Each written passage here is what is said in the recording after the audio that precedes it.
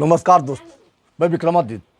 दोस्तों, अभी भीषण गर्मी चल रहा है। जहां एक तरफ मौसम में हीट वेव का अलर्ट चल रहा है, देश के अधिकांश हिस्सों में पारा 45 डिग्री का पार कर रहा है। दूसरी तरफ सियासत में भी नेताओं का पारा हाई हो रहा है। देश में 7वें चरण का चुनाव 1 जून को होना बाकी है। स्वाभाविक रूप से यह समय जनता से वादा करने का है, लेकिन राजनीति का उतावलापन अब वादा करने के समय में जीत के दावे पर जोर दे रहा है। 4 जून को मतगणना होने के बाद स्पष्ट हो जाएगा कि दल के नेताओं को पूरा करने के लिए उसके वादों पर भरोसा करके जनता ने किसके जीत को सही ठहराया। दरअसल 7 चरणों के लंबे चुनाव अभियान में राजनीतिक दल अपने शक्ति सामर्थ्य से चुनाव जीतने में कोई कसर नहीं छोड़ रहा है। बयानों के तीर एक दूसरे पर छोड़ा जा रहा है। अब तो चुनाव आयोग को भी प्रमुख दलों भाजपा और कांग्रेस के राष्ट्रीय अध्यक्षों को नोटिस देकर कहना पड़ा है कि भाषा का संयम रखें, अभी चुनाव बाकी है।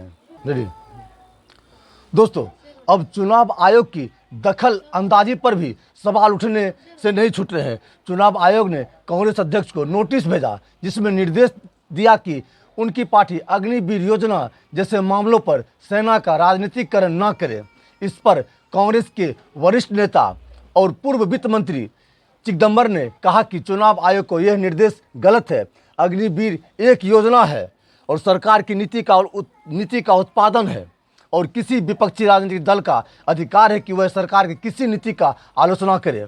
चुनाव आयोग ने बीजेपी को भी नोटिस दिया है। इधर नेताओं के सियासी पारे का असर कस्बा और गांव तक पहुंच रहा है, जहां जीत हार को लेकर बहस चलना शुरू हो गया है। इधर प्रदेश में बीजेपी ने सभी 370 प्लस सीटों को जीतने का टारगेट लेकर चुनाव लड़ा है, और कांग्रेस ने लगभग 1 दर्जन सीटों पर कड़ा मुकाबला बता रहा है। वहीं दूसरी ओर चुनाव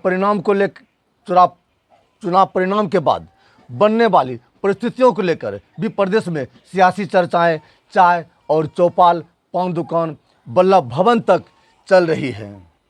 हर प्रदेश से किस दल को कितनी सीटें मिलना है और फिर कौन प्रदेश से मंत्री बनेगा, इसको लेकर चर्चाएं तो है। राजनीतिक दलों के अंदर होने वाले परिवर्तनों को लेकर भी चर्चाएं चल रही है। कुल मिलाकर देखा जाए तो 4 जून के बाद किसके इरादे पूरे होते हैं, किसके वादों पर जनता ने लगाए जीत के मोहर, और किसके जीत के दावे सच होंगे, और उसके बाद बनने वाले सियासी समीकरणों को लेकर मौसम की तरह पारा भी चढ़ा हुआ है। दोस्तों, आप जानते होंगे कि प्रधानमंत्री नरेंद्र मोदी ने इस 2024 के लोकसभा चुनावों में ऐसे भाषा का इस्तेमाल किया जो एक प्रधानमंत्री के पद को अशोभनीय देता है। दोस्तों, आप जानते होंगे अभी कुछ दिन पहले ही प्रधानमंत्री ने बिहार में अपने भाषा में मुद्रा शब्द का इस्तेमाल किया था, जो कि ये राजद के लिए कहा गया था कि चाहे वो जितना मुद्रा बिहार में करवा ले, मुद्रा पर मुद्रा करवा ले, लेकिन उससे कुछ नहीं होने वाला है। दोस्तों, ऐसे शब्द का इस्तेमाल क्या प्रधानमंत्री को कहना शोभा देता है?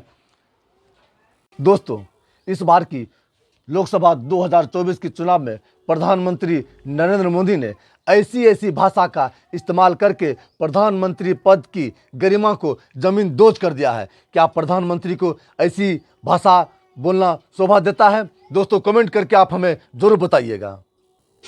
दोस्तों, फिर मिलते हैं आपसे, तब तक के लिए जय हिंद, जय भारत।